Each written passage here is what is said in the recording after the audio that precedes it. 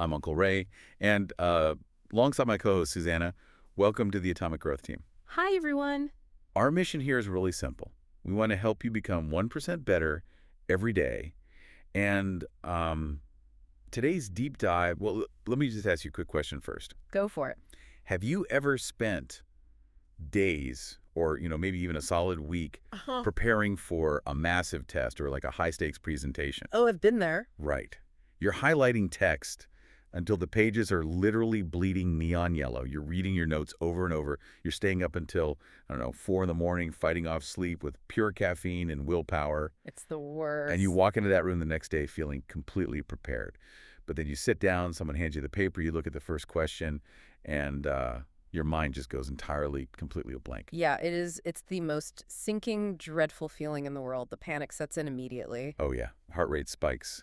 Exactly. Because you read that exact paragraph. You can literally picture where it was on the like bottom left corner highlighted in green. But the actual information, the concept itself, it's just, it's completely gone. It's gone. And what's the very first thing we tell ourselves in that exact moment? But we're not smart enough. Exactly. We internalize it. We say, I'm just not smart enough, or my memory is terrible. I'm not cut out for this. But here's a mind-blowing fact that honestly, it completely changes the game. Your brain is not defective. Right. You are not lacking intelligence. You've just been using a method that your brain physically, biologically rejects. Wait, really? Yeah. Studies tracking real-time brain activity have actually shown that your brain retains almost nothing while you are actively reading. Okay, we need to unpack that because it sounds completely backwards. I know, it really does. I mean, we are told our entire lives from like elementary school onward to just read and reread. Just stare at the textbook until it magically absorbs into your brain. Right, by osmosis or something. Yeah, exactly. But today, we are going to fix that broken system because we're exploring 5 scientifically proven steps from our sources to upgrade your brain's processing speed by 40 times in just 3 days. It's wild. So to actually fix our memory, we first have to understand the fundamental mechanics of when the brain actually saves information. Good. And it is absolutely not when we are staring at the page.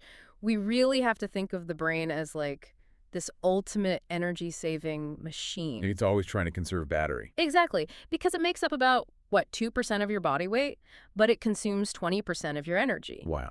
So because of that, it treats almost all incoming information as garbage. Just trash that should be thrown away to save calories. That's kind of insulting to my textbooks, but... Okay, but when you learn something new, your brain builds a physical neural pathway. It's this tiny, incredibly fragile connection between neurons.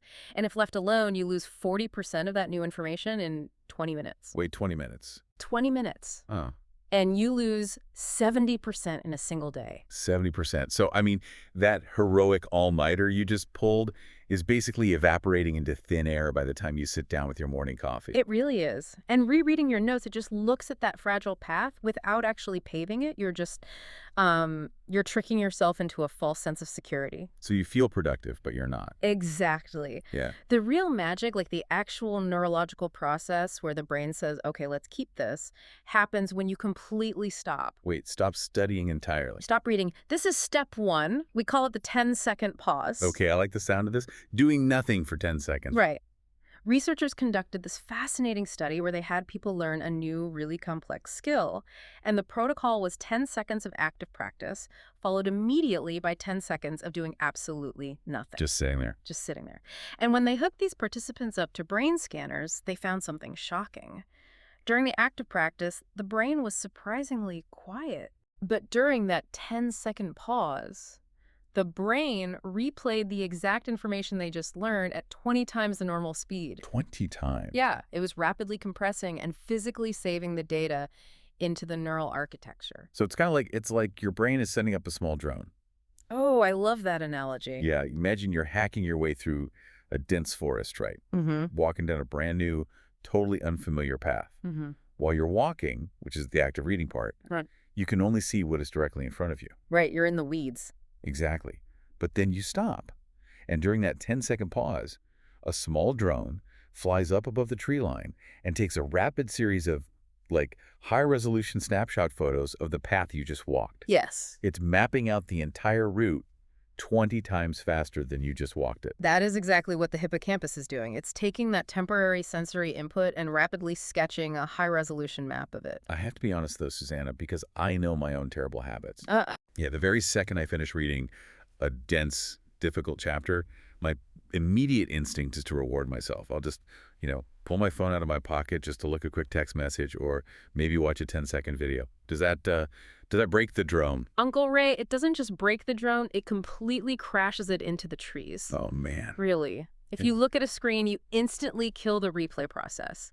The 20 times speed download only happens when the brain's processing center is completely empty. So no distractions at all. None. If you give it new inputs like an email, a social media feed, or even just reading a news headline, your hippocampus suddenly has to allocate metabolic resources to process that brand new visual and emotional information. Wow. So the saving process for the chapter you just read is completely blocked. The sketch is never made. Okay, so step one is doing absolutely nothing for 10 seconds after you finish a key concept or a paragraph. Just, close your eyes, stare at the wall, let the drone take the picture. But let's follow the logic here.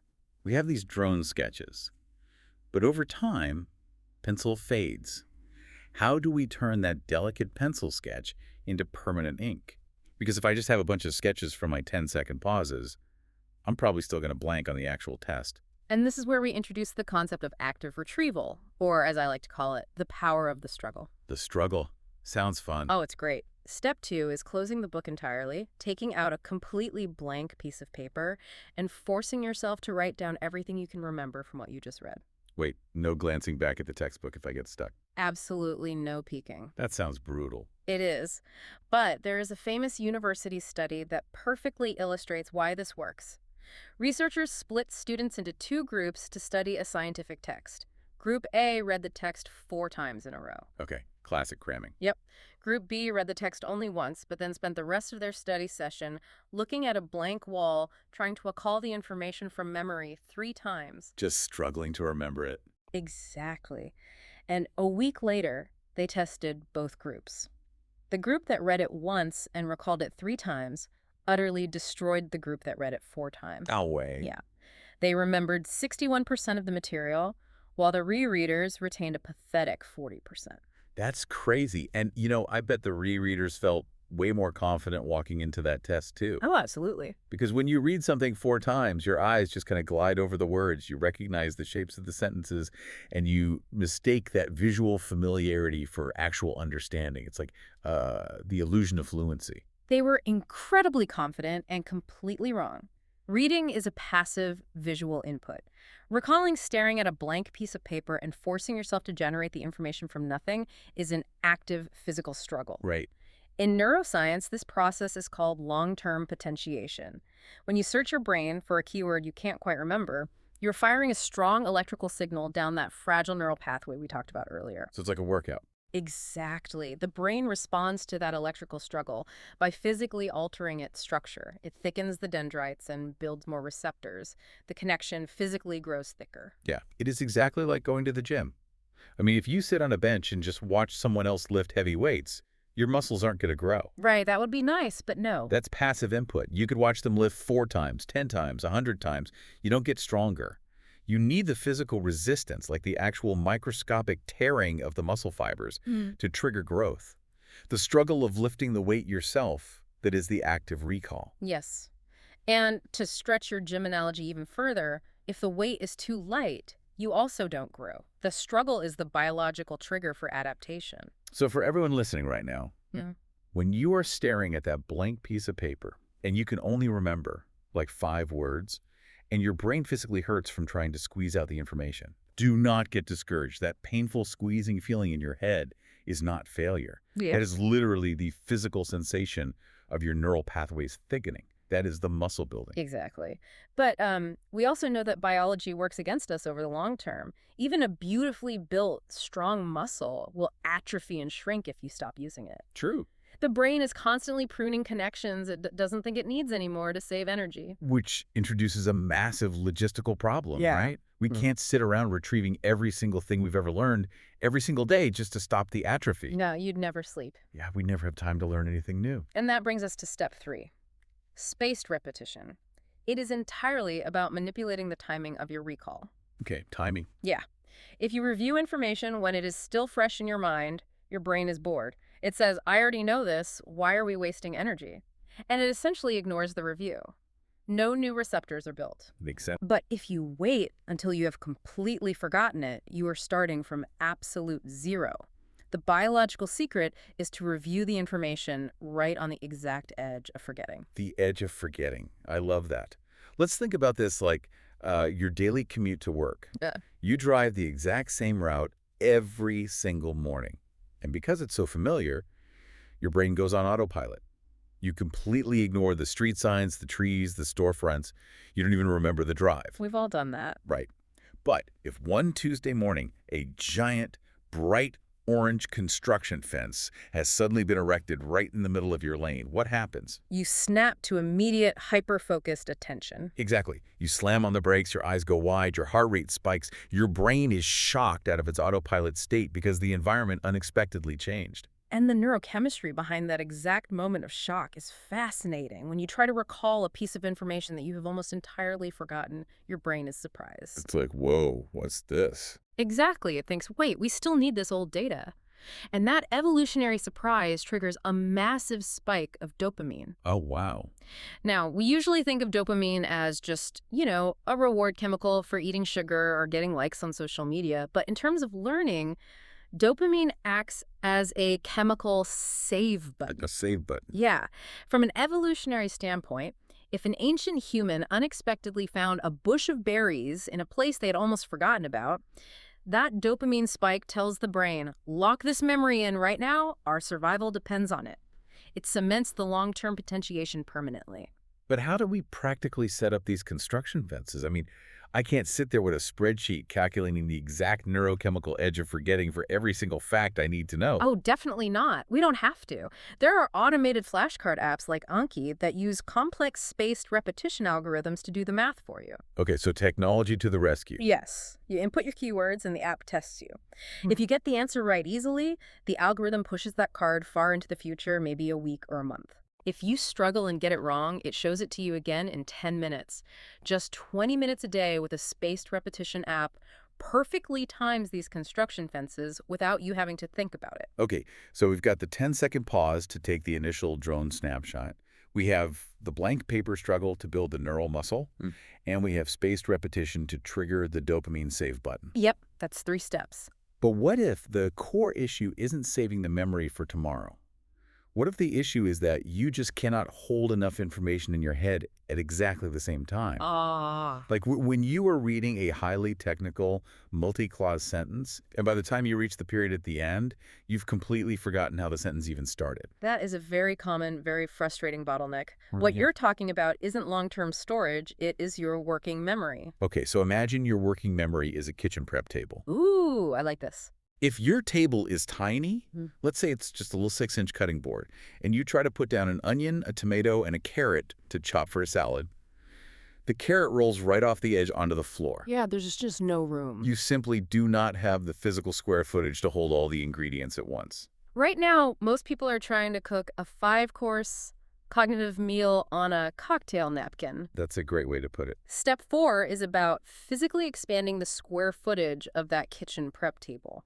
And we can do this through a highly specific cognitive exercise called DualNBack training. I've heard of DualNBack. It sounds incredibly intense. Walk us through what it actually feels like to do this. It is exhausting, but remarkably effective. It's a training exercise where you are forced to track visual and audio signals simultaneously. Okay. Let's do a quick mental simulation. Imagine a tic-tac-toe grid on a screen. A blue square appears in the top left corner, and simultaneously a voice says the letter C. A second later, the square moves to the middle, and the voice says A. A second later, the square moves to the bottom right. The voice says C again. Okay, I'm following. Your job is to press a button if the visual location matches where it was 2 steps ago, and press a different button if the spoken letter matches the one from 2 steps ago. Oh, wow. That sounds like a nightmare. It is so hard. You're constantly holding this, sliding window of past locations and letters in your mind, updating it every single second while comparing it to new incoming data. Exactly. You are forcing your brain to juggle ingredients constantly, never letting a single vegetable drop off the prep table. Exactly. You are putting an intense, sustained, targeted load on your prefrontal cortex. And clinical studies show that this specific physical struggle actually expands the absolute capacity of your working memory. So you're literally building a larger mental prep table. Yes. And once you have a bigger table, learning anything else in your life, whether it's complex mathematics, a new language, or writing code, it becomes infinitely easier because you can finally hold all the pieces of the puzzle in your head at the exact same time without dropping them. Wow. So we're not just learning better study techniques, we are fundamentally upgrading the physical hardware of the brain itself. That's exactly what it is. But even with a massive kitchen island, a master chef eventually gets exhausted, right? Yeah. You can only chop vegetables at lightning speed for so long before your knife slips. Oh, for sure. The brain is entirely bound by physical metabolic limits. And this brings us to step 5. Understanding and respecting your brain's biological fatigue rhythm. Okay, step 5. As you focus intensely, your brain cells consume energy and create metabolic waste products like adenosine. This waste literally physically builds up in your brain tissue. Like taking out the trash. Right. And after about 90 minutes of deep focus, your brain hits a toxic wall. It forces a cognitive slowdown to protect itself. This is exactly why you suddenly find yourself reading the exact same sentence 3 times in a row without comprehending a single word of it. I know that feeling intimately. You're staring at the textbook, but the words are just abstract black shapes on the paper. Yeah. It is not a lack of willpower. It's a physiological limit. You cannot outwork biological waste buildup. The ideal scientifically backed rhythm is 90 minutes of intense focus, followed by 20 minutes of complete total rest to allow the brain to clear the adenosine. Let's bring this full circle back to our earlier analogies. Okay. If the 10-second pause we talked about in step 1 is a small, agile drone taking a quick snapshot of a single paragraph, Yeah. then this 20-minute rest block after a 90-minute session is like launching a massive high-altitude reconnaissance plane. Oh, I like that. It flies high above the forest and maps out the entire day's journey. It integrates all those hundreds of small drone snapshots into one massive, cohesive, continent-wide map and saves it deep in your long-term memory architecture. That is the perfect way to visualize it, but the strict rule applies here just as it did for the drone. During that 20-minute rest, absolutely no screens. Not at all. No scrolling, no television, no podcasts. Go for a walk outside, stare out a window at the clouds, or just close your eyes and breathe. Give the reconnaissance plane the clear, empty airspace it needs to do its heavy lifting. You know, Susanna, this entire framework is so empowering. Because listening to all this science, it completely reframes all of our past academic or professional failures, doesn't it? It really does. It lifts such a heavy burden, and I want to speak directly to you, the listener, right now. Yeah, please do. If you have ever felt like you were falling behind, if you ever sat in a classroom or a board meeting and looked around feeling like you just weren't smart enough to keep up, I want you to let that go right now. It was never your intelligence. You were just using the wrong timing and the wrong method. You were fighting a losing war against your brain's own biology. And the best part is, you can stop fighting that war today. Yeah. Right now. We're going to give you the exact, actionable 3-day plan to upgrade your processing speed. Grab a pen. Or better yet, just do your 10-second pause after I outline this. Even better. Okay, here is day 1. Start your morning with 20 minutes of DualNBack training. There are plenty of free apps you can download for this. Yep, tons of them. Then, move into your normal reading or studying, but force yourself to take a strict 10-second pause after every key concept. Let the drone fly. Let it fly. When your session is done, close the book. Spend 20 minutes doing a blank paper memory dump. Write down absolutely everything you can remember. Let the brain physically struggle. And here's the crucial part. Take a photo of that messy, incomplete, probably frustrating piece of paper with your phone. And then on day 2, take the keywords and core concepts from what you learned and put them into a spaced repetition app like Anki. Spend 20 minutes testing yourself. Let the algorithm find your exact edge of forgetting and trigger those dopamine save buttons. Love that save button. And then finish your day with another 20 minutes of DualNBack training to keep expanding that kitchen table. And finally, day 3. Spend 25 minutes reviewing everything, still utilizing those 10-second empty pauses. Then, take a strict 5-minute total rest. No screens. No screens. Let the large reconnaissance plane fly over the data. Finally, sit down and do one last blank paper memory dump. Write down everything you know about the topic. This is the best part. It is. Then, put that piece of paper directly next to the photo you took on day 1. Try this for 3 days. Put your day 1 paper next to your day 3 paper. You won't need a comment section or a like button to validate it. The physical proof of your brain's newly upgraded capacity will be right there on your desk. Exactly. But hey, speaking of likes and comments, if you had an aha moment today, hit that like button, subscribe to the channel, and share this with a friend who is stressing out over their studies right now. Yes, please do. And post your day 1 versus day 3 comparisons in the comments. We really want to see your results. Remember, the Atomic Growth Team is all about helping you become 1% better every day. Small changes in your method create massive, compound leaps in your results. You know, Uncle Ray, I want to leave everyone with one totally different thought to chew on as you go about your day. Oh, what's that? Think about this. If our brains are biologically wired to require intense physical struggle, the natural process of forgetting, and periods of complete absolute emptiness to actually learn and grow, what is a world of endless, frictionless, instant information on our cell phones actually doing to our physical neural architecture? Wow, that's heavy. Next time you instinctively reach for your phone in line at the grocery store just to avoid being bored for 10 seconds, remember you might be interrupting the most important work your brain does. The key to your potential isn't more input, it's the space you leave behind it.